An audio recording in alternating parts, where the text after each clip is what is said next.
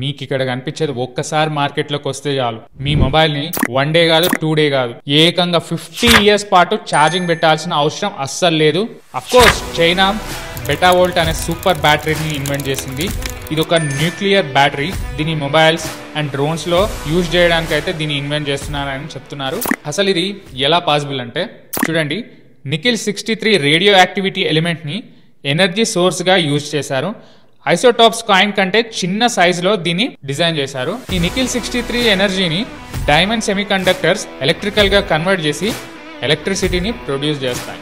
అంటే మీకు ఒక డౌట్ రావచ్చు ఇక్కడ, మరి న్యూక్లియర్ అంటే హ్యూమన్స్కి చాలా డేంజర్ కదా. న్యూక్లియర్ అంటే డేంజరే, అందుకే దీన్ని అయితే స్మాల్ లేయర్ కింద ప్రొటెక్షన్ లేయర్స్ అయితే దీనిపైన అమర్చి ఉంటాయి. సో దానివల్ల మనుషులకు ఎటువంటి రేడియేషన్ కానీ డేంజర్ కానీ లేదనమాట. సరే, ఏదేమైనప్పటికీ ఇదైతే చాలా అద్భుత